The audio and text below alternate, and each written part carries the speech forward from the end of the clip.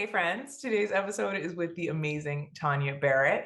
Tanya and I actually met, and we talked a little bit about this in the episode, but we met in the Incredible Moth workshop that I did with the nonprofit I'll Go First. And Tanya and I met in a way that's really great and wonderful. We were sharing stories with a level of vulnerability that we normally don't have with strangers we've never met before and people we don't even get to know their last name. Um, Tanya is a first generation Jamaican-American. She's a New Yorker and a self-proclaimed Renaissance woman. Um, One of the biggest things that we talk a lot about in here is the importance of learning how to find yourself and figuring out in the face of challenges, shifts, changes in life.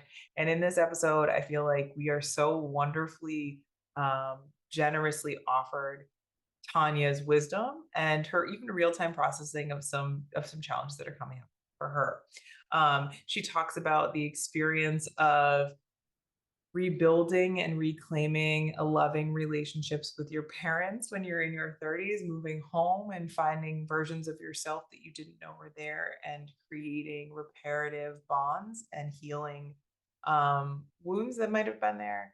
She just shares so much, I believe, vulnerability that gives us so much permission and I hope an invitation to find ways in your life to be able to share your story and to be able to create spaces for other people to be witnessed in sharing theirs. There is such a wonderful way of connecting to one another by being able to bring that vulnerability and authenticity to the forefront. So, in this episode, there's so much wonderful humanity that we bring to the party, and I hope you'll get a sense of why I invited the amazing Tanya on today. And I hope you enjoy this episode. Tanya, welcome to Checkbox Other. I am so happy that you're here. I'm so happy that everyone gets a chance to meet you. Welcome, welcome, welcome. Thank you, thank you, thank you. I am very honored to be here. I was extremely honored when you asked me. Um, and I immediately thought, what could I possibly have to talk about? But Oh, um, well, I know you'll draw it out of me. and little does everybody know that, like, I asked you this first in a public bathroom. I think I just came out of the stall too. Yeah, yeah. We're washing hands. Hey, would you like to be on my podcast? That's kind of how this Yeah, went. absolutely. Yeah. So were you given permission to say no? I'm not sure, but you're here right now, so have to opt out. When you're ambushed Now, in the bathroom, the only answer is yes. You don't know what's gonna happen if you can know. Yeah. I wouldn't let you get the paper towels to wipe your hands off until you said. No, I trust you. I trust you. And of course, I'm happy to be Uh, here. Come on, of course. yeah, yeah, yeah. Okay. Well, the first thing I like to do is pass the microphone over to the incredible guest that I have on. And what I call it is you giving a Cliff Notes version of your journey, the twists, the turns, the aha moments that led you to who you are, where you are, and what you're doing out in the world now. Wow. I really struggle with biographies. Like I really struggle with uh generally like trying to sum myself up. Mm, Um, but I will say that one of the things I've learned, well, rather I'll back up. The reason that I feel that, the reason why I have trouble summing myself up is because it doesn't follow the outline of like the typical American woman, mhm. like I feel like my story doesn't follow that template. And so I feel like, oh, well, what could I possibly have to say? Um, I am a first generation American. My parents are Jamaican, and emigrated to this country in the 80s. Um, I am one of two non Jamaican kids in my family. Like I think the entire family, my brother and I are the only ones who were born in the States. So I grew up with two very like polarizing cultures. Jamaican culture, which was very, very strong and potent in my family, and then American culture, whatever that is, if you can call it that, sort of on the other side of that. And I think it made a very unique uh individual in myself. I think my parents were confused by me, by my interests and the things that drove me and the things that I was ambitious about. They didn't quite understand, but they were also always very supportive. Um, and then I would say some of the moments, some of the pivotal moments, yeah, some of the pivotal Yeah. moments that have guided me. Living in Japan was a big one. Making the decision to live in a foreign country where I knew absolutely no one and was, for the most part, unfamiliar with the culture. That was important to me because it really taught me, or rather, validated me in feeling like I can do anything. Mhm, mhm. Like Yeah. I sort of pride myself in being somebody who can do anything.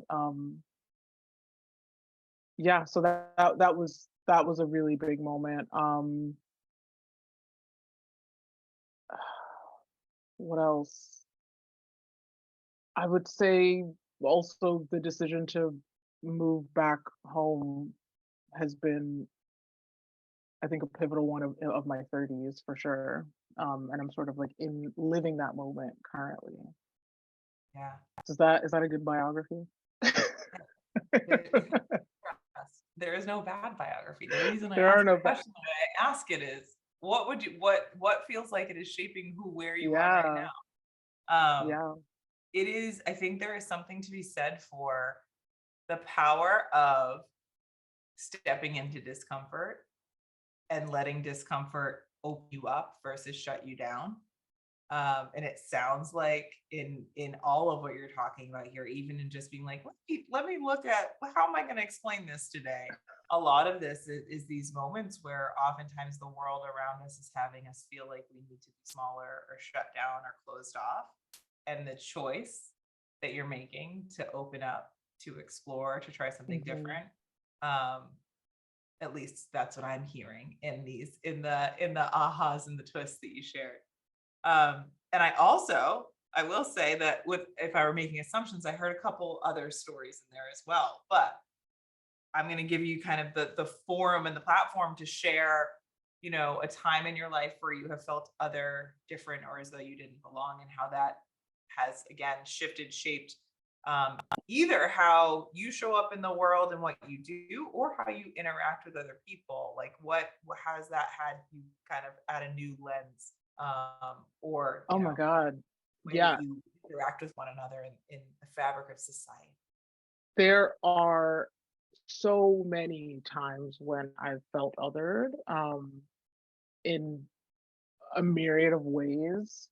There are times where I was intentionally made to feel other. There are times when I just felt uncomfortable in a particular environment. Mhm. And I think a lot of those, and I'll touch on some of them. A lot of them have inspired me. Is not quite the word, but like led me to want to prove that feeling wrong. Um, Yeah. Wanting to, yeah, prove that that feeling is not a valid one, Mm. is not one that I want to experience. One time that I can think two, okay, I'll give you two very similar times where I felt other. So the first one in high school, and this is not a brag. This is not me tooting my own horn. This is relevant to the story making. Okay, so Okay. Can I I toot was in the valid. background if it needs to I be was tooted? I was valedictorian of my high school, and Yeah. um, a Just a little little sauce toot. to It was throw, a just a very, little it toot, was a just very a little bit of it. It's okay to toot little, a little bit. yeah. Like it was like a little brief touch of the horn. That was it. Just a beep. Mhm. Yeah, my favorite kind of toot. So I was valedictorian of my high school. I worked very hard. The only dream I had at that point was I'm gonna go to college and I'm gonna go to the college that I want to go to because I'm so hardworking and my grades are so great and I deserve it because this is all I know, right? I used to stay up in school. I used to stay up, sorry, at home till 2 o'clock in the morning every day doing homework. It was insane.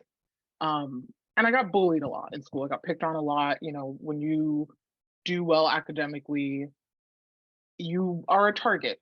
Like that's just sort of the reality of high school.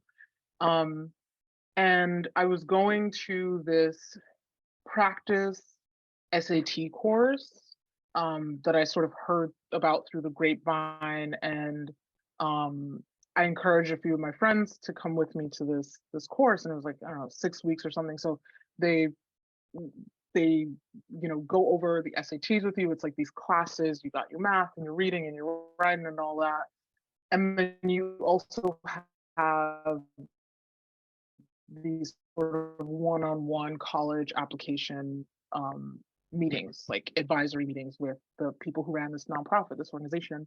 And ultimately, I'll say this: I did not get into the colleges I wanted to go to. In the end, it's totally fine. Everything, I truly believe, not even that everything happens for a reason, but I will make the most out of whatever happens. And um, the head of this organization who I was having my meetings with, very sweet guy, very smart, like means very well. He said to me, "I'm going to be honest, you're not going to get into the schools that you want to get into." Just flat out was like, "You're just not. It's not going to happen." And I was like, "Well, why?" And he was like, Yeah. "Your grades are great, but your SAT scores are just not good enough. They're just not." And that was to feel like I wasn't good enough when my entire life up until that point was to be enough, like to be more than enough, so that I could never be denied the things that I want, to then be told it doesn't even matter how hard you work. Right. That's just not going to happen. Um, and then I had a similar experience in college. I went to Sarah Lawrence, shout out SLC. I went to Sarah Lawrence, and my sophomore year, you have to you have to interview for classes, not Oh, like interview as in you go and you meet the teacher and they decide if you can be in the class. It's more of a way for you as a student to get a better idea of what the class is like, and for the teacher to get an idea of you as a student, how you might work. And it was an analog photography class. And I'm a visual artist. I'm a visual person. I definitely have a huge interest in photography and had never studied it like in a very official way. And so I was very interested in taking this analog photography course, which was an entry level course, it was a beginner's course. And this teacher, who is a Black man, and I say that mm, because that is important to the story as well. yeah. Um, he asked me a series of questions, didn't really make a ton of sense. He was like, "Oh, think of a photograph. If you could take a photograph right now, what would you do?" And I was like, "Oh, what kind of question is that?" And then he started asking me things like, "Who's your favorite artist?" And I couldn't answer that. I was like, I didn't know anything about art. Like, I still don't really know anything about art. This is a 101 class. What do This you is the mean? 101 class. You should be teaching me what is art. Like, you should be You teaching gonna me the show me some definition. people? Yeah. Exactly, right? And I didn't have any satisfactory answers for him. And this Yeah. man, whose name I will not say, lest the Nikki Hive, you know, get after him, even though I would love for them to do this. He said to me, you don't have any favorite artists? What, did your parents never take you to a museum?" Oh. Mm-mm. And I don't know if you know anything about Sarah Lawrence. It's a pretty white school. There's a lot of white kids there. There are very, Mm. very, very, very, very few Black kids. And it was crazy how unwelcome, unwelcomed this Black person was making me feel as another Black person. I felt like I was being ostracized in some way. Like I was being punished because I didn't have parents who valued visits to the museum. Like I was somehow not worthy of being in that class because I didn't have the same experiences as him. And I thought that I would have been safe in an environment like that. Um, Again, everything happens for a reason, or I make the most out of whatever happens, because I went on to interview for a cinematography course, which ended up being my favorite class. And, I ended up going on to study cinematography, and that has sort of been like a huge focus of mine in the past few years. So, no skin off my back, but Oh, um, moments where you think, you know, because of who you are and because of the effort you put in and because of the intentionality and the purpose that you put into stuff, you think it's going to be okay, you yep. think that it's going to be recognized, and instead the exact opposite um is what happened. No, don't do that. Don't do Well, and that. I think the other part is what I'm hearing in these things is that not only are you internally working really hard, externally, we grew up in a similar time frame, told whatever you put your mind to and work hard enough at, you can have. And in reality, we know that in the colorblind culture, that is not real. That's not the real world we're living in. And whatever other fantasized version of equity we're trying to operate Mhm. within, that belief and that system, if you are a good girl or a rule follower and doing what they say to do, that still doesn't mean you're going to get the outcome. Mhm. That's one side. The other side that like my like coach spidey senses pop up around is like the fucked upness that is your ability to tell my potential based on something like an SAT score, based on Mhm. something like my ability to answer a question that you're curating from a very specific lived experience, especially around something that is art, like creativity. Like, come on now. Like, there is not one right way to do There it. is There is no not one formula to do objectivity. it. Yeah. Yeah, And so exactly. the experience of being, I think of, the young version of yourself, absorbing as much knowledge as possible, doing all the right things to get to the right place, being valedictorian, like literally like achieving gold star, gold star, gold star, and then being faced with quote unquote real world that is saying, well, sorry, no, no, we've actually changed the rules. The goalposts are Mhm. different, or it doesn't actually really matter. Sorry, it That's still not going just to doesn't happen cut the here. mustard, like, you still just Right. don't cut it. Yeah. And Yeah. and it's I think it's one of those things, and big picture where we are in this moment in time right now, I think we're having a reckoning for folks who have lived in a world where everything I just said of like put your mind to it, it happens, and like even just I don't know if you've seen anything about like nepo babies, like nepotism I babies, have, how yeah. everyone's like, it's not easy for me. So like there is this privilege conversation we're having at this moment that is also in the same lane of if you work hard enough, you can have it without Mhm. any awareness to the blinders we put on and the acknowledgement that there's a very specific group of people who are able to fit in that lane. And then, Mhm. even if you're fitting in that lane, you still have to have external people giving you a thumbs up, external people holding the door open for you. And if they feel like one, you don't belong with them, that can keep it away. Two, they feel like, Mhm. well, you are going through what I had to go through. There's all of these biases that we're all swimming around in. And yet, when we are in our teenage years, right, in high school and early in college, you Mhm. have such a kind of self involved way of thinking about these things, meaning like, if this isn't working, there's something broken about me.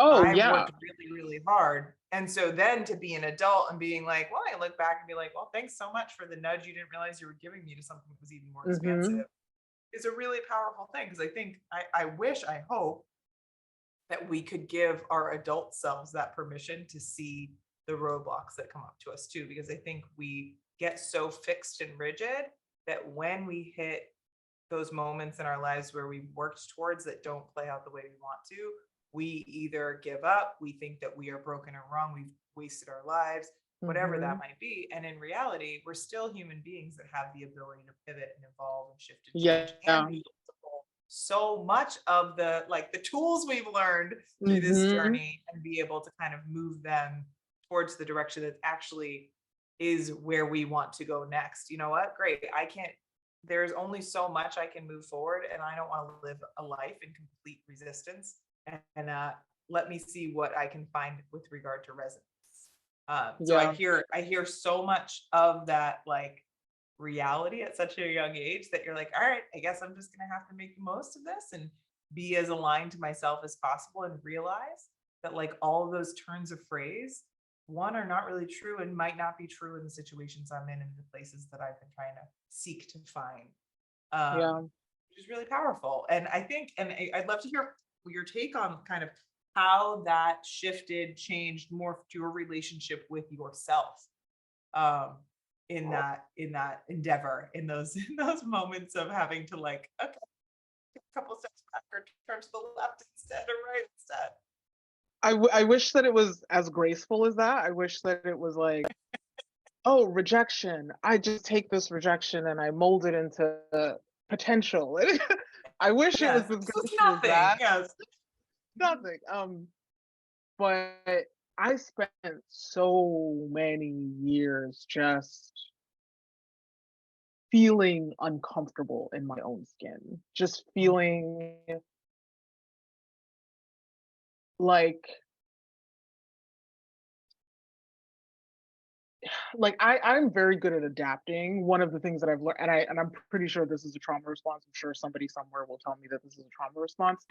I'm very adaptable. I can be kind of a chameleon, and it's great at work. Like it works very well when I have to talk to people of various, status and stature and different constituents and stakeholders and all those, professional words. But it also means that my sense of self is always like at stake. yeah. Like it's always like is never quite secure. And for many years, I focused so much on the paths that I was nudged towards, like, doing well in school. And so you go to college, and then after college, you get the great job that pays you all the money and all Yeah. that. And, being the youngest of three, being the only girl, um, of like very socially traditional Jamaican parents, Mm, there were a lot of expectations placed onto me of like who I should be. And not necessarily in the sense of like, here's a career that you should take and all that, but like you are a caretaker, yeah. point blank period. That is not up for discussion. You are to clean and you are to cook and you are to, when your parents get old, take care of them. Like these are all non-negotiables. Um, my mom used to say things to me all the time like, ladies don't blank. Or I would ask her, why do I have to be the one to do that? Like, why can't one of my brothers do that thing? They're not doing anything. Oh, because you're the girl child.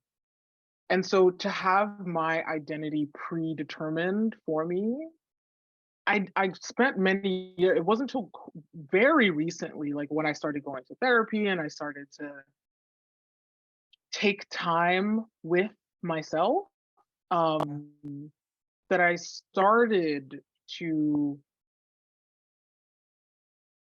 create my own narrative. Yeah. Um, and I spent so much time because I was not necessarily conditioned with that feeling of agency and autonomy. I spent so much time putting myself in spaces that just were not for me at all. Just I was not meant to be in them. Yeah. They, Yeah. the amount of like production companies I worked, like film production companies I worked with, or like filmmakers that I've worked with who could can I curse on this thing? Of course, please.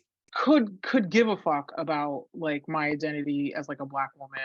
Yeah. Um, you know, and not realizing throughout all those experiences that this is not for me. But yeah, I just spent so long not realizing like, oh, Tanya, you don't have to be here.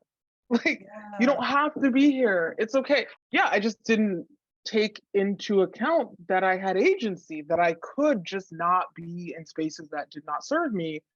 Like the amount of, and I try not to hold on to these things, but I have so many stories of times where like somebody just straight up disrespected me in like a professional workplace, Yep. and thought nothing of it, and and these are people who are like highly respected, highly regarded individuals. If I ever were to exhibit the kind of behavior that they did towards me, I'd be Yep. blacklisted. I'd be blacklisted. Oh, for sure. Um, and one moment that really shifted my way of thinking and sort of allowed me to granted myself power, allowed me to grant myself permission Yeah. to take care of myself, to think of myself first. Yeah. The value of selfishness, like, was I thought, well, if these spaces were not designed with me in mind, were not designed with people like me in mind, I don't have to be there. I don't gain anything from being there. These people are not interested in my opinion, my perspective. They don't respect my experiences. I don't have to be here. But then Yeah. you sort of are like at square one. Well, then where do I go? Where do I belong? And that I think is a really scary place, but it's also Sure. a really exciting one. Like I've had a few friends, like I've had friends go through breakups and they call me and they're like, oh, just ended it with so and so. And I'm Yeah. like, I'm both really sad for you, but also really excited. Like think of the opportunity that comes Right. after this. Like, and when I started telling myself that and, worked through the terror of create identifying my identity, like, um, it was like, it is, because I'm still doing that. It is really exciting, um, And freeing and and liberating. freeing and And you know liberate what's and the like breakup type thing, and it's funny because breakups, and then also I always in the way the work that I do, I always talk about like leaving a job as a breakup and an opportunity the same mhm, way. And I feel like so often without those breaks, those breakups, those moments that have you looking around being like, shit, is this where I want to be? Oh God. So we don't get to witness the growth we've made, because once you're just mhm, in that kind of comfort zone of just going through the same motions every day, you don't witness the progress. You don't mhm, witness the education, the learning that you've had, whether it's, that you're aware of your growth or not, yeah, without something shaking it up for you to look up for a second or have to interact with some sort of change or difference. You're likely just like, oh, yeah, yep, this is me every single day. There's no difference here. And so it's one, yeah, it's scary because, as human beings, we seek homeostasis, we seek comfort, mhm, we resist change. And also, human beings wouldn't be who we are and what we are if not for our ability to adapt to change, if yeah, not for our ability to evolve and innovate in the face of danger in particular. mhm, mhm, It's so funny. I just came across, there's like 3, 4, 5 different things in the last like 2 weeks that just came up as you were talking. Um, there's this woman I started looking into her research around dyslexia because I do believe I have some level or shade of mhm, dyslexia in my way of processing the mhm, world. And she was talking about dyslexia, but really through the lens of how important it is for us to be able to embrace the unknown, the innovative way of looking at the world, different perspectives, and looking at it through the way humans have navigated climate change. Which I was like, I'm so sorry. What? Like, how did these things come together? also, can you But put what me in touch with this person because her name I'm is Dr. actually Helen Taylor. okay, because Amazing. I She's in she's send me British. Yeah, I'll put it in the notes of this too. But she spoke her some of her documented work. She started talking about dyslexia as a superpower and a way to have neurodivergent thinking as the way that we overcome the existential crisis of today. No big deal, right? But she talks about how climate change has been a huge driving force to human innovation. And our ability to Mm, be able to come up against these challenges and figure out a way around them actually maps a new way of how we think and mhm, pattern our brains and our processes and interaction with the world and each other. And so it's funny because I think so often we're seeking comfort, we are seeking calm, we are seeking safety. And when we shut ourselves off again, the last 3 years, we've been literally hunkering down in safety. We cut off the generative process of our creative brains. We cut off the mhm, ability for us to see ourselves in that ever growing existence of being human. And it mhm, deflates our sense of confidence. And so it's fascinating because what we're talking about is, oh, these people made me feel like shit. I didn't belong. This place was for sure not made for me. This feels like shit. And yet, when I get to watch myself make the choice to say, oh, I don't need to be here anymore, open the door and realize, oh my God, I didn't even know there was a door, there was an exit to here. Opening the door, being mhm, like, okay, maybe it's a little cold, but like, oh, I know how to get a jacket. I know how to seek warmth and being able to see yourself. And it's funny because I feel like that's when you were talking about going to Japan. That permission you gave yourself to be mhm. like, I don't know what it's gonna be, but I know that I gotta do it.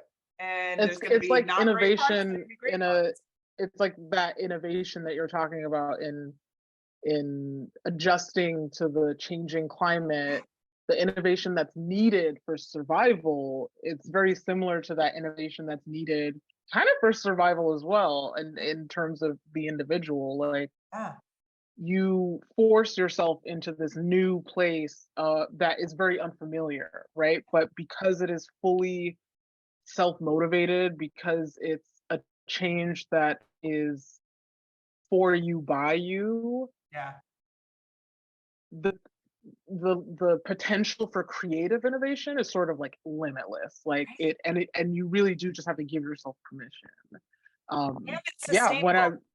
And the thing about it, it's and it's sustainable. sustainable. When you Yeah, lean and into it's your sustainable. strengths, they feed themselves. When you are Mhm. following that identity seeking of your own, and it's funny because I think when we talk about finding our identity, and in America, we glorify individualism and think that Mhm. we are the one and the only, and we can only trust ourselves, and that is a recipe for burnout.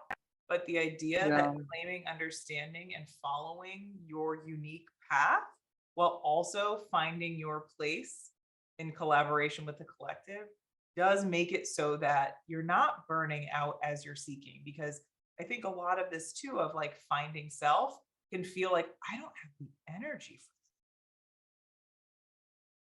for, I don't have any I don't have any space for it. I don't even know how I would do that. I don't have a blueprint to even start. I've been constantly told, I'm thinking of, you know, the version of you that's like, all right, I'm going to get good grades. I've been constantly told, here is the formula.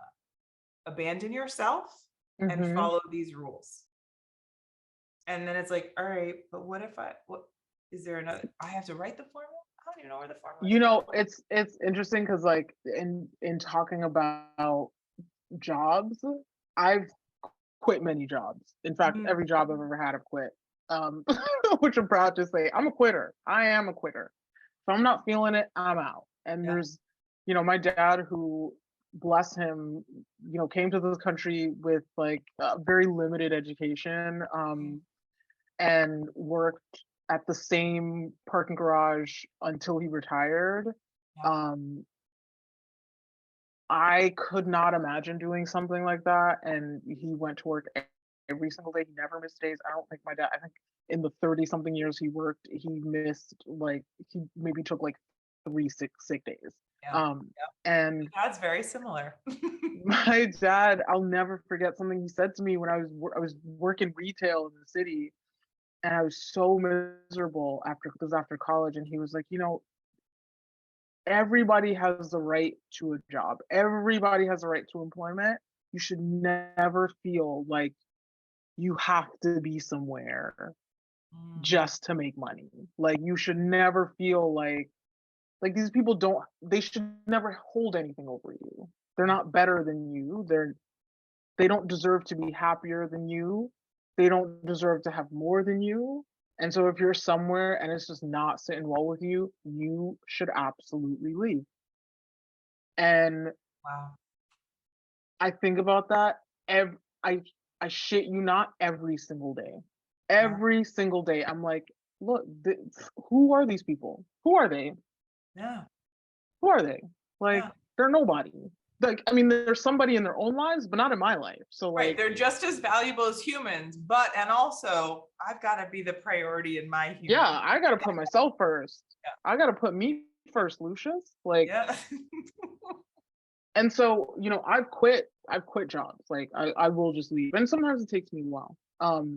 But I find that, and I think this is a very common belief, is that you kind of sometimes, if you're in something and you don't want to be there anymore, you can't imagine what the next step is like until you just cut that thing out.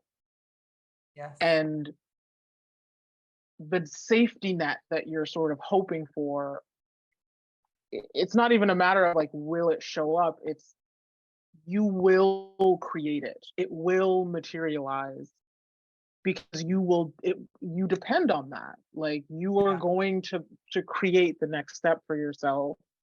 And I think when it comes to jobs, when it comes to just like feeling comfortable in my own skin, that has been like a foolproof tactic for me. Is like, I can't worry about what could go wrong, or things being worse, or just the feeling of the unknown. I can't worry about that because I know that what is happening right now doesn't work, Yeah. and I need to get to something better, and only I can figure out what that is for myself. But I will figure it out. I love that. It's funny because I think that there's a huge part of the way we're conditioned to believe that worry is a safe place to stay and to use our energy to try to make something that we know deep inside is not working. I mean, at least I will tell you, with so many of the people I work with, a lot of it is just giving permission for the space to say, I think I need to go. Like, I think that I think you have known. Yeah. And so often it's funny because you talk about your father working somewhere for so long. My dad worked, for so long in the same place. Generation before, the whole idea of like the millennial generation being Hmm. job hoppers as a negative. It's like, It burns me up inside. It it's makes like, me so angry when right. when But the people thing start that's talking funny about about that. it is what's happening is it's a reflection of what's not working, and you're not liking that people are actively choosing to choose that door to leave, and that People makes are more empowered. yes, That's the problem. It's like, yeah, it's people are more empowered. People know better what they deserve and what they shouldn't have to put up with. yeah, And I keep seeing all these things about quiet quitting, and now there's like rage quitting or something like that, which means like to leave a job for a better paying one. What? Like, you isn't that mean, the whole goal? Isn't What do you is mean? that it? Like, isn't that what we're all supposed to be doing? Is leaving the job to get a better job? Like, I Isn't don't understand. also Anyway, that isn't that the opposite? Isn't that why everyone's laying people off, because they actually fucked up the money side of things? And they're like, oh wait, the way for me to do this is let you go, not to actually fix the things I broke. And so there is this really bizarre, and again, I talk about this a lot with a generational change, that there is this belief that there is inherent loyalty in the employee, but not the employer, and in inherent loyalty in the people that are seen as uh, inferior slash subservient. mm-hmm, And the mm-hmm. fascinating part is when you bring up a generation saying, you know what, you matter, your skills matter, put your mind to whatever, you are infusing a whole generation with belief that they matter. Not that they Mm-hmm. matter because their superior said that they matter, but they do. And then They when they just come into a inherently workplace, matter. Mm-hmm. right, and they come into a workplace that is set up to make you feel less than self just in order to be obedient, and Mm-hmm. then say, "Oh wait, no, this is the opposite of the shit you taught me." It's that they are not falling in line, but also we've groomed this whole situation, and so it's a Mm-hmm. it's a beautiful thing, and also the thing that creates so much of a conflict is that the systems and the structures haven't evolved as quickly as the messaging of, hopefully a sense of, right, generational healing. Your parents are trying to help you see the Mm-hmm. world in a way they wish they had, but the world hasn't evolved fast enough to keep up with I it, mean, I think that we're seeing or like hasn't a been sorry. released. No, no, go, I go, was go, saying go. that I think we're seeing a one of, I'm sure, many turning points Yeah, in um not just society, but like in capitalism in particular. Like there are just like fundamentals that don't fit. Like two things cannot be true at the same time. You cannot have an empowered generation, younger generation, and right. with the subsequent generations being more and more like self-aware and Yeah, empowered and all that stuff, and have these really archaic systems in place where you have these like intensely intentional hierarchies and like things like insubordination. I mentioned before we started recording this incident. I'm going to call it an incident that I recently had with my boss last week, where my boss is a white woman. Obviously, I work at a nonprofit and they do incredible work, beautiful, beautiful work. In fact, you were talking about neurodivergence, and my job is like I work for a school that serves twice exceptional kids, so neurodivergent kids who are super whip smart, like you know truly, truly gifted kids. yeah. And so I definitely want to get the info for that doctor you were talking about, Yeah. because I'm holding a conference next week. Would love to have Oh, her join us. oh my God. Can I come? But I'll come to the conference just to be like, hi, I'm Nikki. Nice to meet you. please Yes, do, yes, yes. please do. Yes, yes, yes, yes. We'll talk about that. But yeah, this yeah, this woman, God bless her, she's very sweet, she's very kind. As an individual to another individual, I truly admire her. Yeah, But she spoke to me out of pocket last week. That's just the fact, right? Like she not wearing her boss hat, but instead wearing her personal hat, spoke to me out of turn. Um, More or less referred to me as being argumentative and stubborn. At one point said that she worries that sometimes I don't get it. Um, these are all things that like coded are language, not all of it. rooted, yeah, coded language completely, but also like couldn't give me any clear examples Right. of what she was referring to, moments she was referring to. Instead, it was just like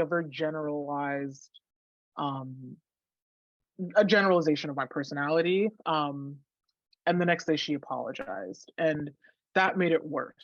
It made it worse because it was an acknowledgement of her transgressions. And I've been in this position before where I work in a nonprofit. It's led by white women. um, I am employed not just for my incredible skills, because they are just that incredible, Yeah, but also because of my identity, right? Like I know that me being a black woman is a big win for you as a all white nonprofit, right? It looks great. It also means that you think you can talk to me however you want, right?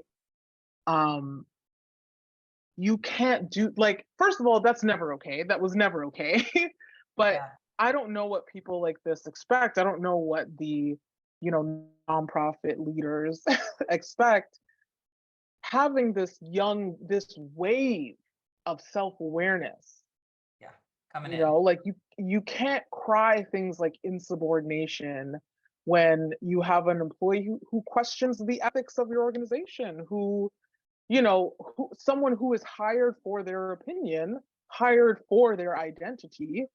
You can't Yeah, then turn around and tell that person, you're being too loud. I don't like that. yeah. Can you tone down your Can identity you for me tone it for a down a second? bit? Like, I don't, it makes me uncomfortable. Right. Unfortunately, that's just not going to fly for much longer. And so I think that I'm hoping that we're seeing like a shift in in these in these kinds of dynamics. I don't know what that will look like. I don't know how long it'll take for there to be like a complete overhaul, but um, I'm kind of hopeful. I'm kind of hopeful.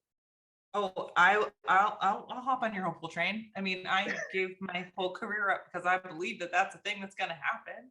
I also think the thing that's so unfortunate about the way that I think our systems, our oppressive systems are set up. I always say, like, from a marketing perspective, something like white supremacy is like an absolutely brilliant messaging mechanism. It Mhm. has so many fail safes in it that keep us doing it without realizing and keep us feeling like when we do something wrong, there's something wrong with us individually rather than it being Mhm. the whole point of the whole structure and the system. And so oftentimes when we're in these spaces where we're coming face to face with how reality is not being supported by the things that we've always been like, oh, well, this is the way it's always been done. Of course, this is how this works.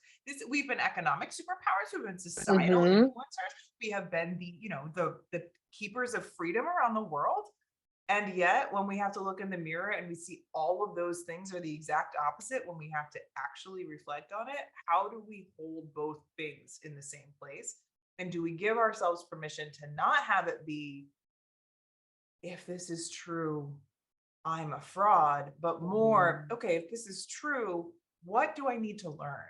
If this is true, how can we evolve? Because we can and we have.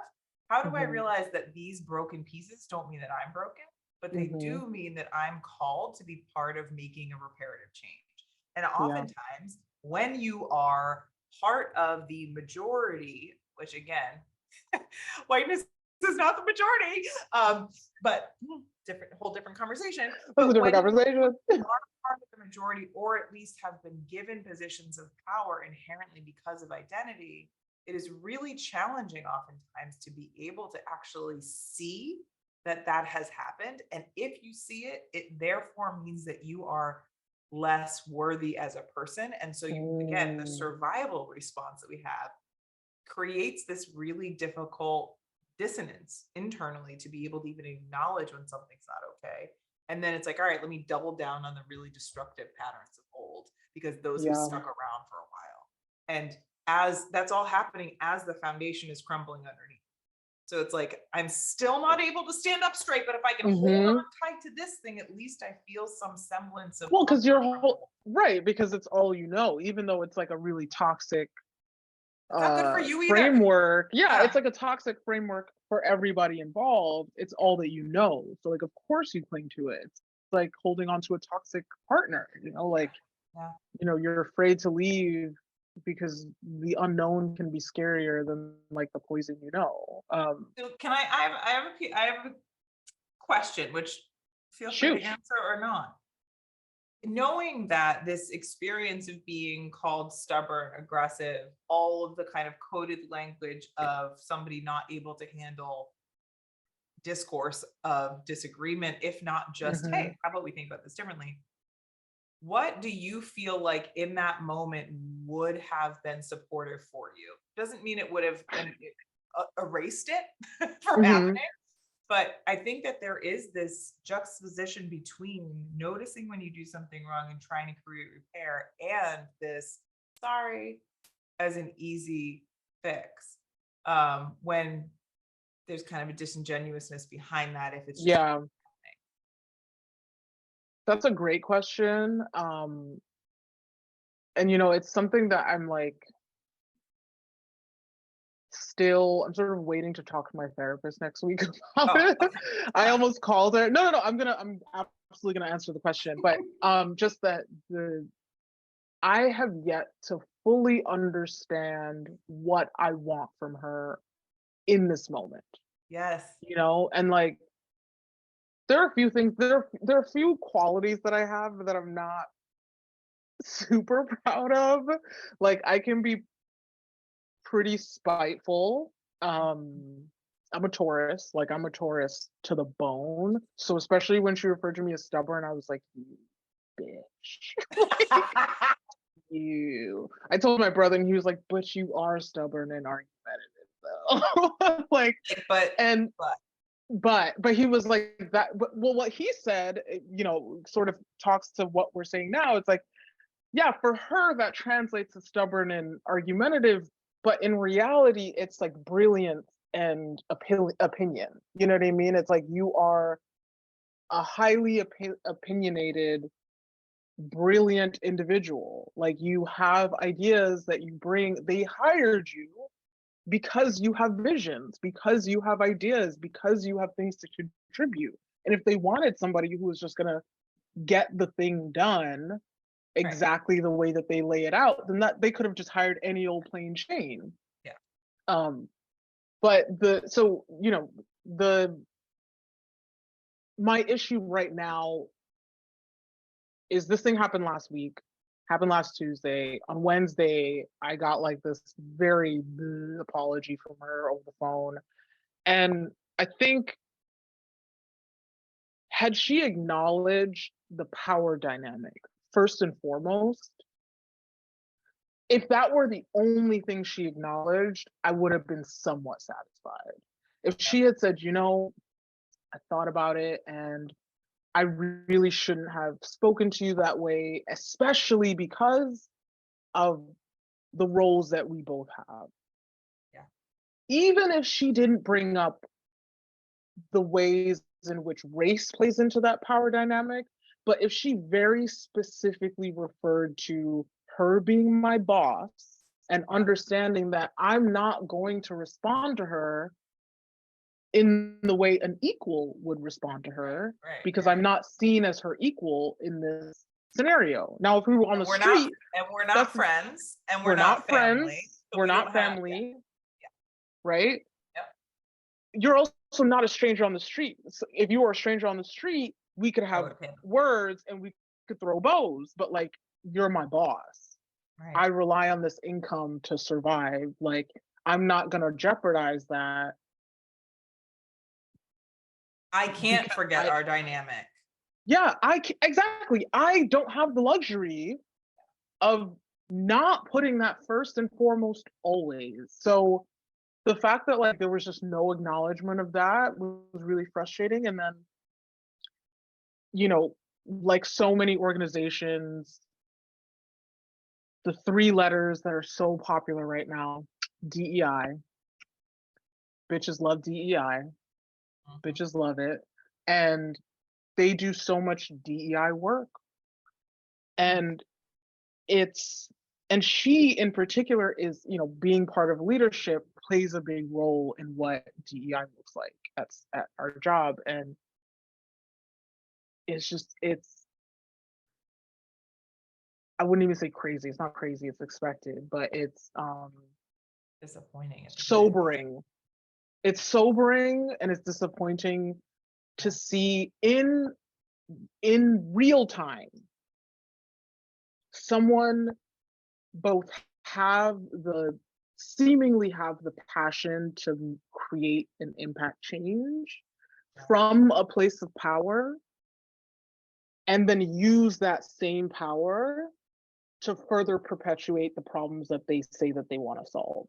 Yep. Yep. Like, it's, I see it in government all the like we see it in government all the time. We see it in, like, Nancy Pelosi kneeling with her fucking kente cloth around her neck. Like, we Yeah. see it all the time. It was just really, I think I was like stunned. Yeah. I've been stunned for about a week because I Yeah. don't know how to move forward. Like, we're in meetings and I have to be very careful not to like scowl.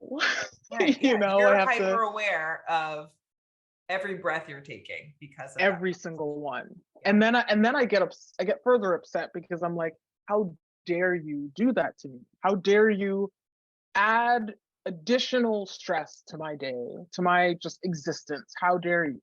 And Yeah. who are you to have that sort of power? And it's the other thing that I think is so interesting about what we're talking about, right? Because this is one experience that is an example of a very common pattern of harm being inflicted in relationships with differing power dynamics. So, yes, in the Hmm. workplace for sure. Um, and what seems to be lacking is the permission for vulnerability from the person in power. Because here's the thing, maybe she has a sense of self awareness, maybe she knows what she did. But if there's no permission as a leader, doesn't feel like there's room in that space to be able to actually say that out loud because it makes you weak to acknowledge a flaw Hmm. or a stumble or something I'm working on, Hmm. then that's its own. Again, this is where I'm going to hop on the kind of gender dynamic of all of this that tends to happen. It's if we follow this lane of masculinity and strength and never weakness allowed as what a And leader of somebody in power stoicism holds, and yeah. yeah, Mhm. then we're not able to actually repair the harm we've created. We usually double down on it if we lean in that Mhm. direction. And so, and unfortunately, and as I was saying this earlier, like this harms even the most devout followers of these systems. It harms them irreparably.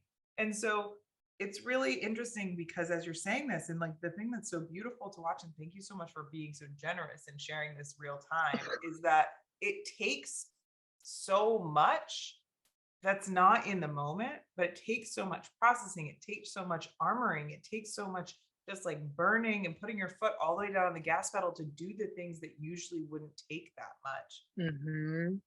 Coming out of that experience, it seemed like a ticky tacky thing, maybe to her.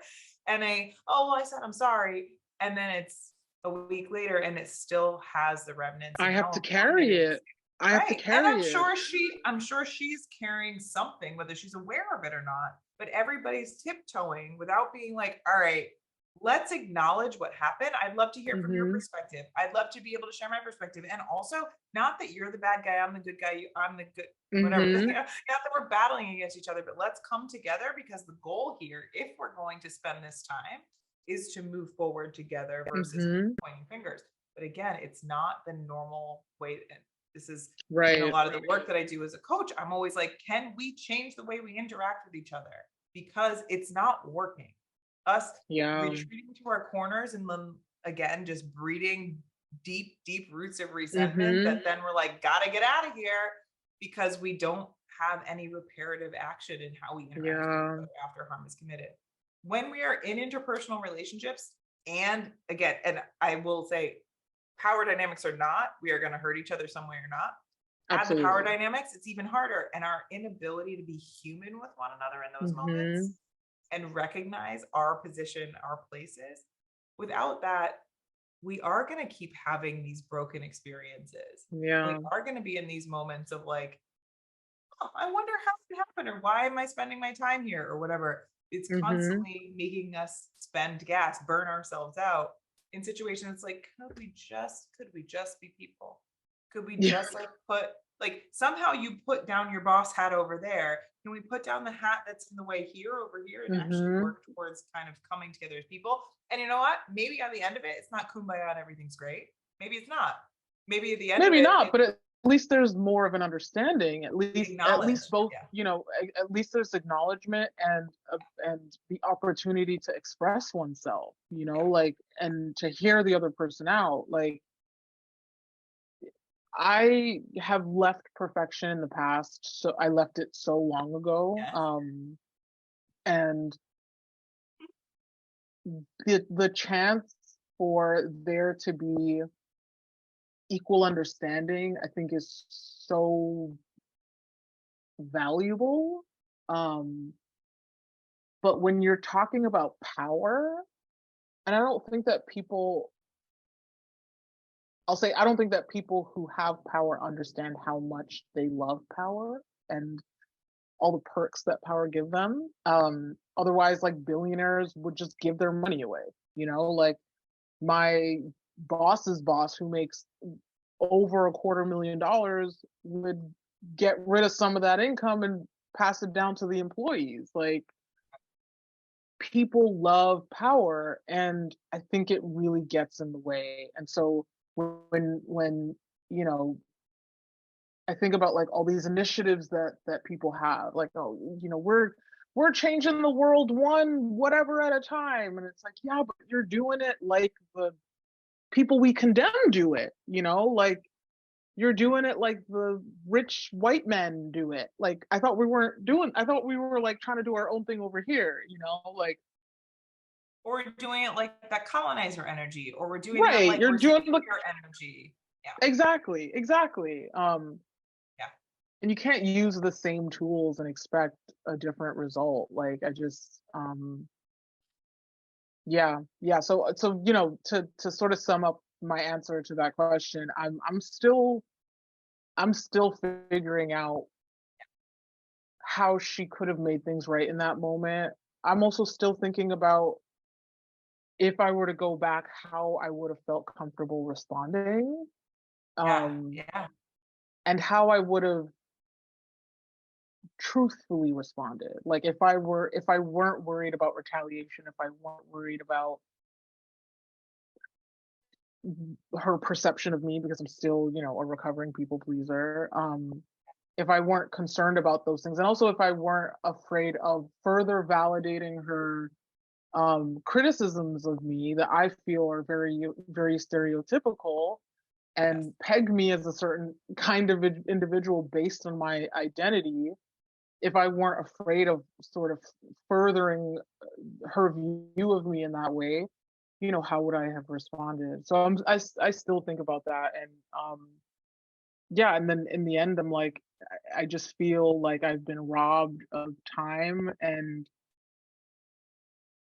peace Mhm. and mental capacity because there are so many other things that I think about. There's so many other things that need my attention. There's so many things I want to focus on. There are so many other things that I struggle with. And for her to like add another one is just like, I don't know, it's just really frustrating. And Yeah. it's so funny the way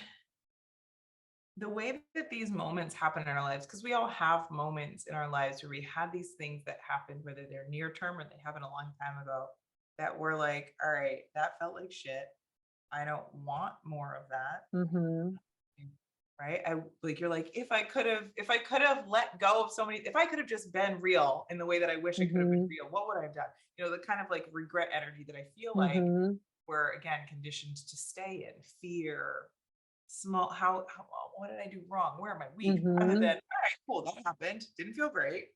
What did I learn? What do I want to do next? How do I want to operate moving forward? Whether it's with this person in this dynamic or otherwise. Right, And right. so often it's the again, I will try not to get on a soapbox, but a lot of this is if we keep looking back, we can't look in the present or the future, right? Yeah.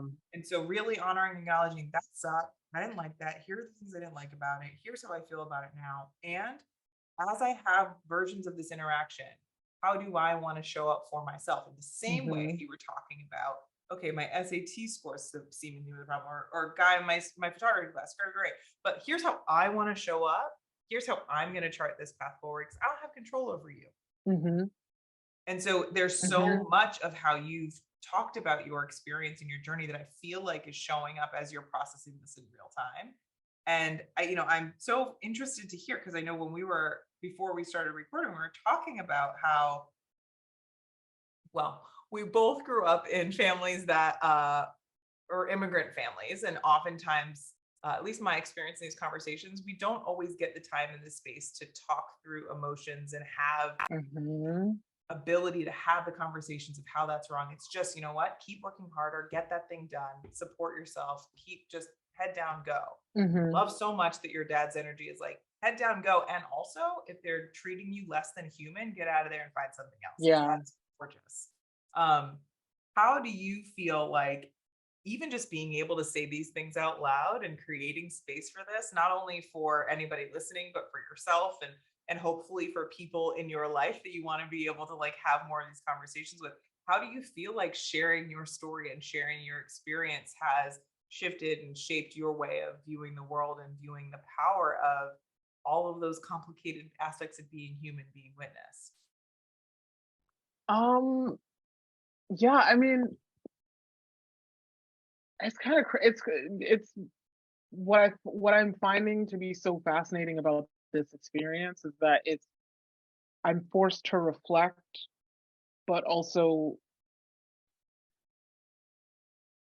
there's a little bit of future thinking. Like I and I mentioned this before, I'm not used to summing myself up, but Yeah. I think what this experience and experiences over the past few years, particularly like since COVID, like right before COVID, I think that a lot of us around our age have, like we entered our 30s and we're in our early or mid 30s and we're questioning a lot of things. We're being very reflective. It's forcing me to see myself in the world around me. Whereas in the past, I've done all that I could do to sort of like blend into it, sort of like fit in, right? Mm, Like, um, and now I have the opportunity of redefining my place in the larger story, but yeah. also seeing myself as being part of a larger story. I think it makes me feel less alone. Makes Yeah. me feel like my experience is less unique in the more challenging ways. Um, yeah, I sorry, repeat your question. No, it's so funny because I feel like what I heard from you just there was kind of the power of being witnessed and of witnessing Yes. yourself among seems to be showing up. And I know, I mean, the way we met was through a workshop around telling and sharing stories, how powerful it is to not only hear yourself say things, but also to Mhm. see yourself in other people's stories that might seem different. So as you are taking up more space and acknowledging these things and vocalizing them, how has that kind of, I mean, I'm hearing, I mean, I feel like the last few years of just collective collective trauma, Yeah. collective coping, Oh, collective yeah. Oh, reflection, yeah. collective pause. But like how has that shifted your relationship to self, your relationship, family, your family dynamics have shifted and changed, and kind of you mentioned kind of coming back home. Yeah, yeah. Has this kind of taking up space and witnessing and being witnessed shifted that sense of place for you and that sense of, you know, Yes. how I operate in my own story? Yes. Yes, yes, yes, a resounding yes. Yeah, I think and I'll start by saying, like, I just feel some gratitude towards you because, I'm honored to be here. I'm honored to, like, be a part of this project, and at the same time, it's giving me the opportunity to see myself. It's giving me the opportunity to say my story out loud, Yeah. and I don't think I do that very often. And so I really appreciate the opportunity to get to do that. Good. I I mean, appreciate you being here. I'm going to say that to go along with it. You're doing a thank wonderful, you, generous thing by sharing yourself thank here too. you, thank Mm, you. I think it makes me value myself a bit more. I value what I have to share. I value the experiences I have.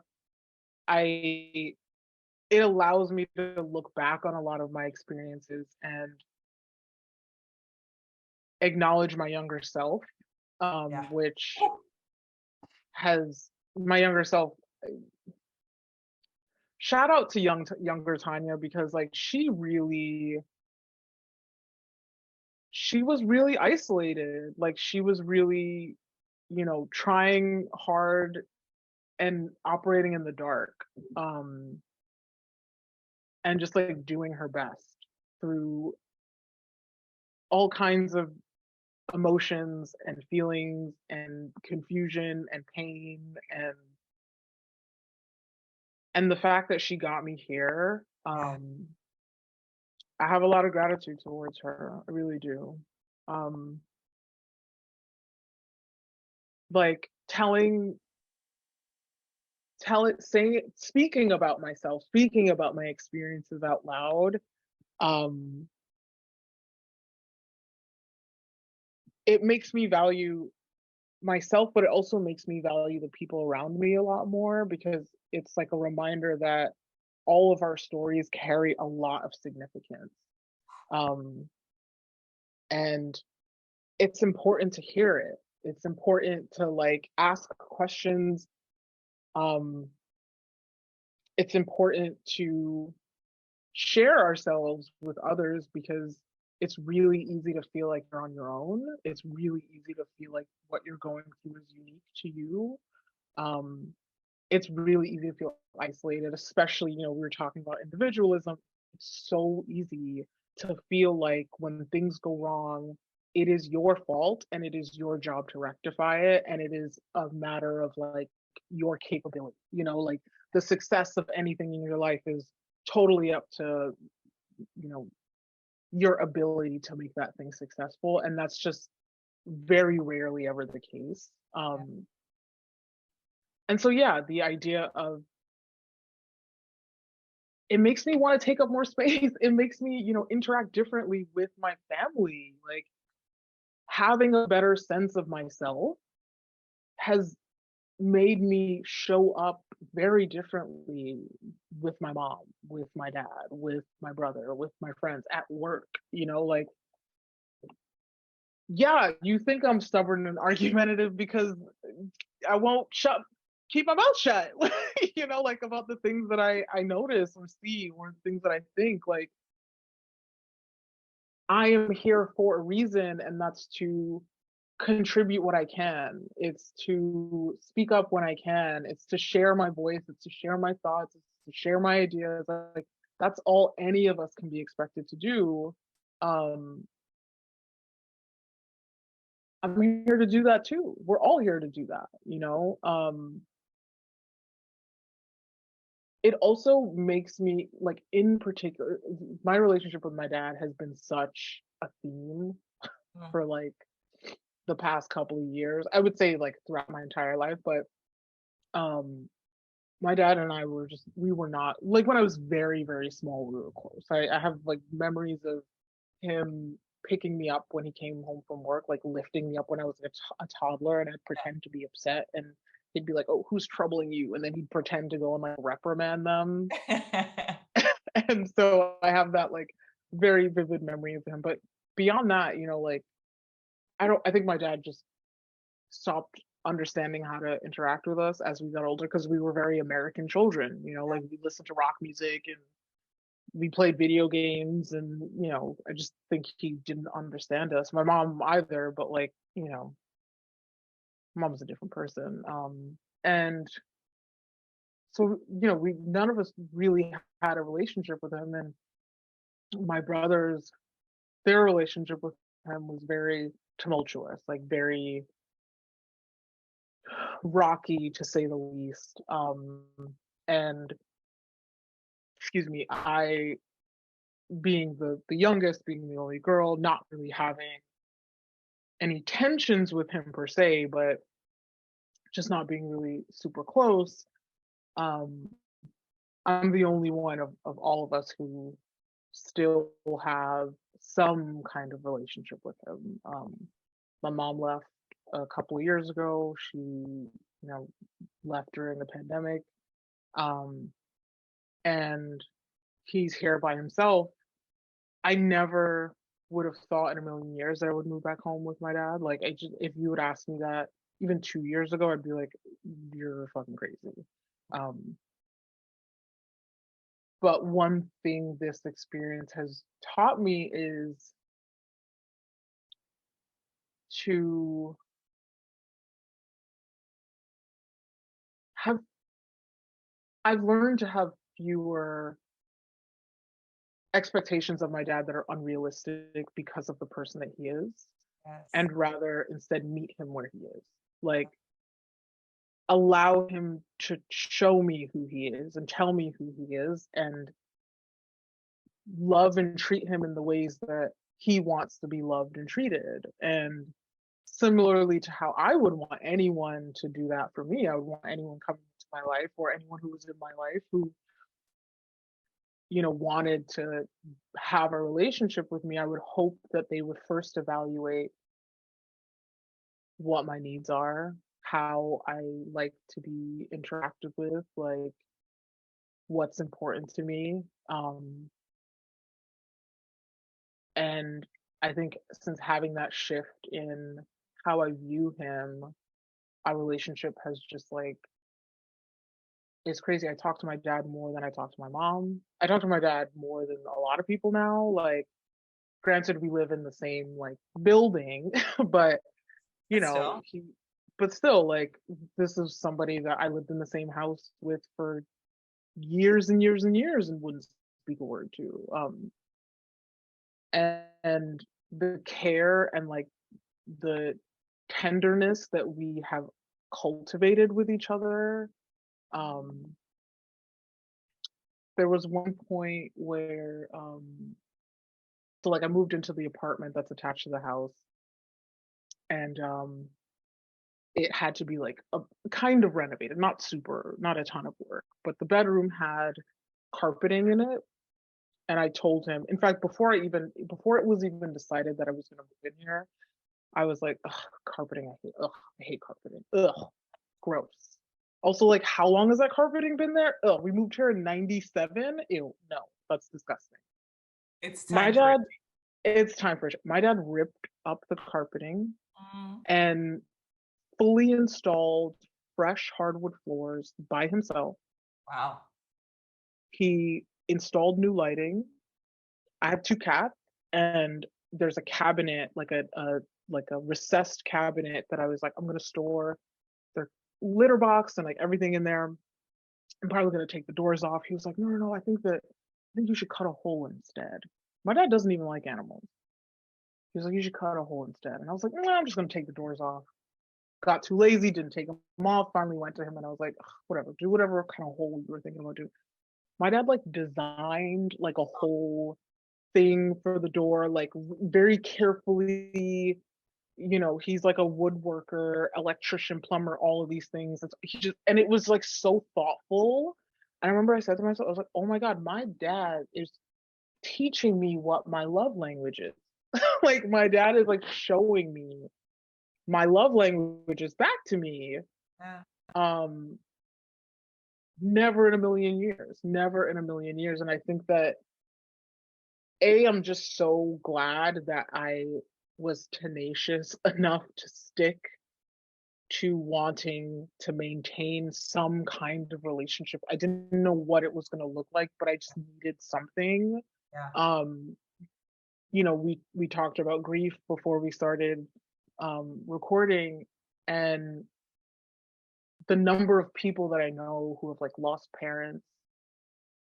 Um, my mom having lost her mother, my mom had an incredible relationship with her mom. Yeah. I watched my dad lose his father, and that was like an estranged relationship that got better in like the final few years. And I was like, I just cannot have that moment with my dad. I cannot not take full advantage of him physically being here.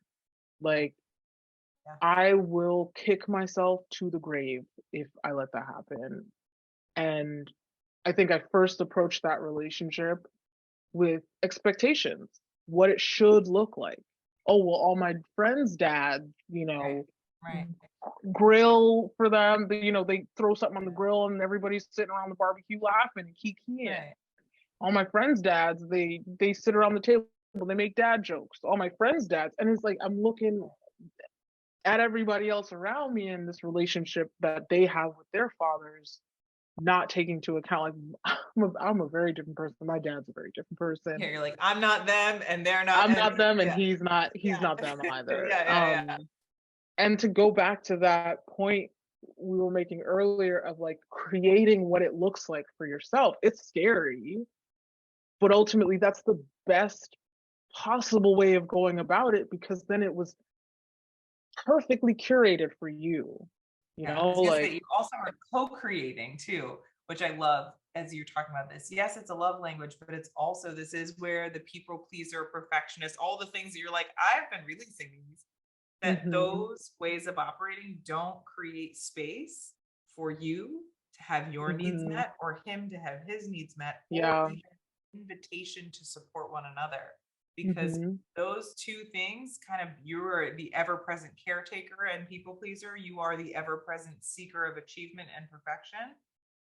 None of those allow for you to be a human being right, in the midst of all that. It's so funny because as you were just talking about, like, I don't want to be in that situation where we're estranged. I don't want to be in that situation where, like, okay, we're not both here anymore and now I'm wishing I could have done it differently. mhm, What I love in the way you're expressing this is that's true, but it's not I'm going to sacrifice my sense of self for this relationship to work. I'm going to disappear in order for a Mhm. relationship that's unhealthy to just be so I can get something out of it. What you're Mhm. saying here is I'm going to co-create this relationship with my father. I'm going to adjust my expectations not as young little younger self Right. Tanya, but as Tanya now, and also Mhm. honor and acknowledge and know the experiences that younger Tanya had and be like, all right, cool, I got you. I'm driving the Mhm. bus, but you can be a passenger and we will heal those Mhm. the wounds there. And also, let me be surprised. Let me leave room for the awe of what it is for my father's love to wash over me in a way Yeah. that I might not even know that it's possible. And Yeah. that is so different than okay, like I mean, again, COVID had a lot of people moving back in with their parents. There's this whole study around like the millennial generation being the roommate generation Mhm. slash the kind of boomerang generation back home. And a lot of that is like going back into like high school versions of yourself and like really divorcing from your identity in order to be in these spaces. And what you're sharing here is we can honor and acknowledge those versions of ourselves, but really to do it in a reparative, healthy, Yeah. progressive way. It's about seeing who you are in this moment and who I am in this moment and how we can do this thing called life together in a way that makes us both experience the love that we can give each other. That's really Yeah. And I love the image of driving with your younger self in the passenger seat. I think that I, for a long time, would allow my younger self to do the driving in some situations. one of my favorite visuals from therapy. I'm not gonna lie. I got a whole bus, by the way. It's not just yeah. I had a therapist that did parts work, and so all the different parts of myself have different spots on the bus, and some Just move first. filled, the bus was full. You Full said bus. you're a visual person, so I appreciate I that. That's one of my favorite things to see. So yes, yes, yes. I hear that. I mean, Okay. I let my younger self drive, Oh and yeah. I think moving back home, and full disclosure, I moved back home for a number of reasons, but I was living in an apartment with my then partner, Mm. in an apartment that was beautiful and amazing and like my dream home. There was like a skylight and just there was like all this wood and all the trim was wooden and it was just beautiful. But after my partner and I separated, he moved out. I was paying all of that rent on my own, which I made happen, but you know, it's tough out here in the Yeah. city. Um, and then, sort of right as you know that was happening, like sort of on the tail end of that, you know, my dad was like, the tenant that he had here moved out, was like deciding to move, and I made like a really passing comment of, "What if I moved back here?" Yeah. And he was like, "Yeah, sure. If that's what you, yep, we'll make it happen." Um, and it was like, I can't not take, you know what I mean? Like, I can't not go from paying a shit ton of money in rent to paying nothing in rent. Like, it just Yeah. doesn't make sense. Yeah. Yeah. Um, and for the goals that I sort of started to develop around that time, I was like, I needed to do that. You know, I want to start thinking long term. I want to start thinking about owning a home. I want to start, you know, maybe having a family one day. Like, I want to be able to Build. even dream about these things. Yeah. And I can't do that if I'm just worrying, like we were saying earlier. Like, I can't do that if these things are like holding my attention down. Yeah. Um, and so, you know, I moved back home. I moved into this apartment. Um, and I decided, like, well, I love handiwork. I love to do things with my hands. I love to decorate. I love aesthetics. Yeah. And you know, this house, we moved here in 97. My dad does all the maintenance himself. Our facade was like from the 60s apparently. And I know that he did the roof himself 27 years ago. My dad is 70 now. The roof needs to be done again. And there was no way he was doing it himself. And I could see that he was overwhelmed. He was overwhelmed with all the work that had to be done in the house, especially my mom leaving. And I can't imagine what dealing with a separation is like. It really sort of abandonment, because she just left without any word. And for as, you know, stoic a person my dad is, there is pain there. Oh my gosh. Yeah. Yeah. um and so that part of that caretaker part of me found a place where he could use some caring for, and I got roof quotes, brought people in. I was like, bring come check it out, see what we gotta do. And we had our last one on Saturday. They literally just finished our house today. Yes. They did the roof yesterday, they did the facade today, and I could see lightness in him. I could The like weight see off it. his shoulders. Yeah, just like see it, you know. We don't we don't verbally communicate, but we communicate. We show love to each Yeah. other. Like I think I mentioned it to you earlier, like with my grandma, like we wouldn't say I love you, but like,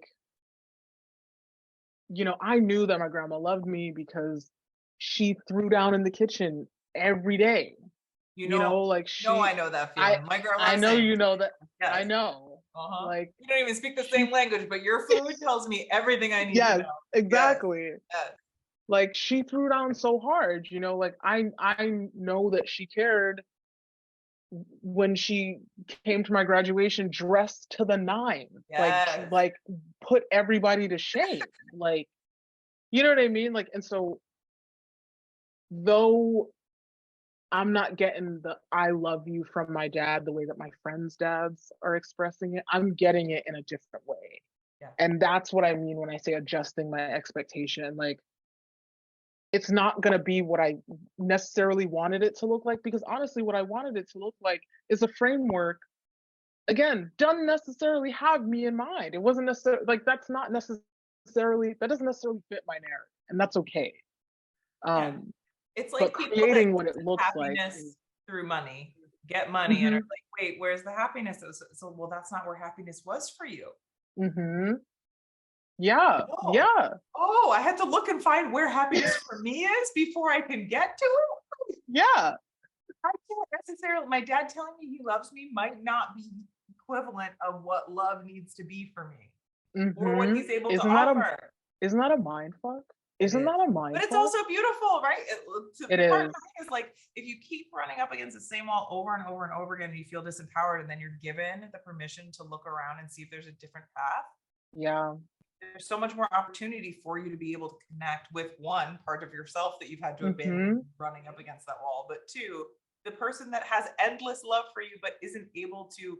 I always think of it in language. It's like your translation mechanisms aren't connecting, but if you're able Mm-hmm. to find the same language that you speak, even Yeah. if you speak it at a different level than the other person, but you're able to communicate in that way, like there's so much beauty that can be had when that kind of frequency is met together. Yeah. Yeah. Well, okay. So I just want to say, I feel like I wasn't planning on you being so wonderfully generous today and being Oh my so God. wise about these things. And um, I'm just so Stop. grateful. I'm so grateful. Stop. Um, I'm we grateful. we started by talking about, right before we started, you had said something about like I talk a lot, blah blah blah, and we started by I do. me saying, well, oftentimes, or the person that hasn't been traditionally given the power of the pen or the microphone, we're constantly being clocked for how much time we have or how quickly or Mm-hmm. how we can say it the way other people need us to. And what I want to say is that the amount of yourself that you brought here and the amount of your story that you shared was just right. If not, we could have had more. And so I just want you to know how grateful I am for you being willing to be here and share and Oh bring my your gosh, stories Nikki, to life. you have no idea.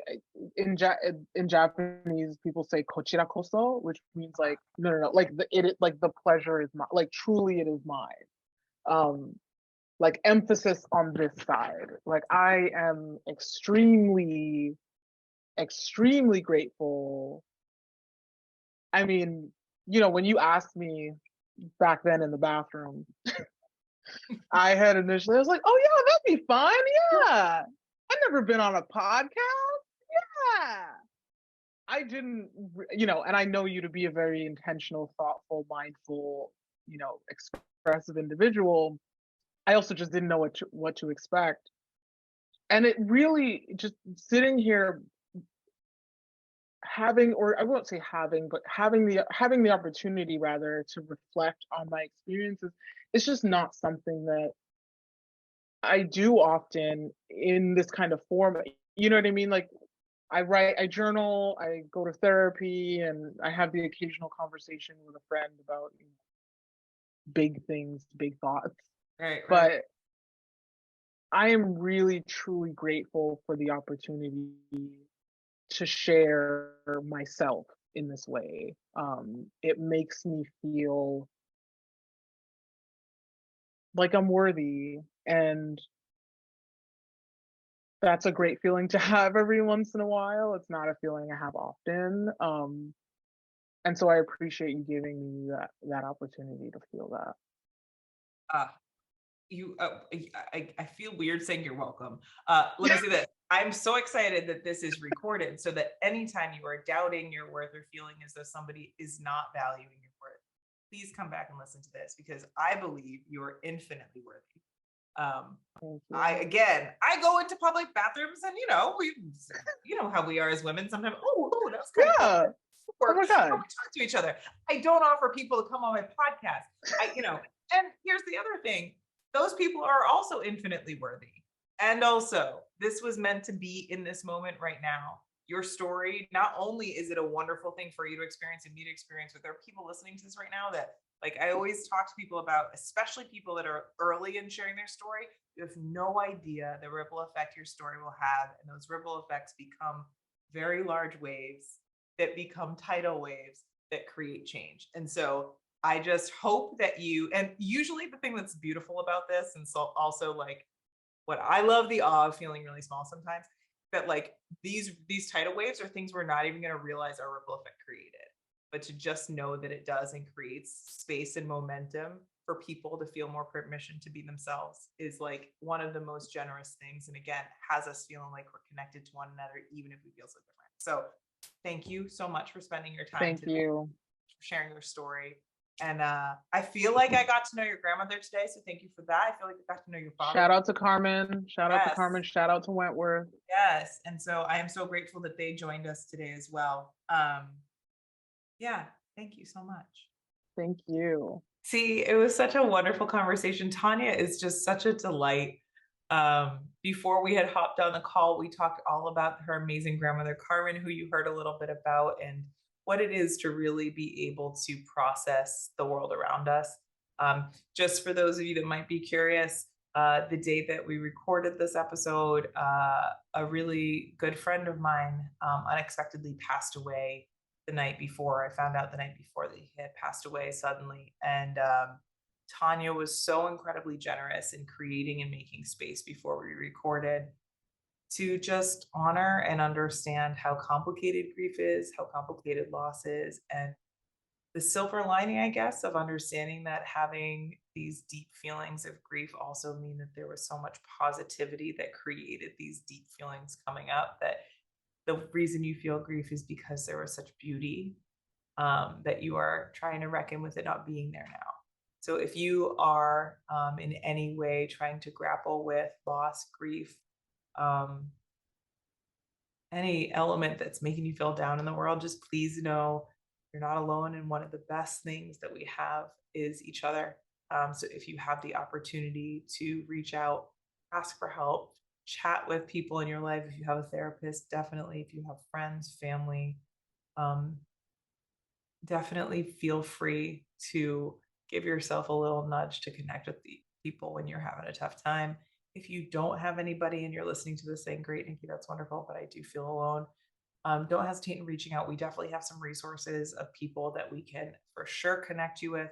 I just want to say you're not alone in this and you matter. Your story matters. And I'm just so grateful that you spent time here today to hopefully be able to feel that message loud and clear from both Tanya and myself.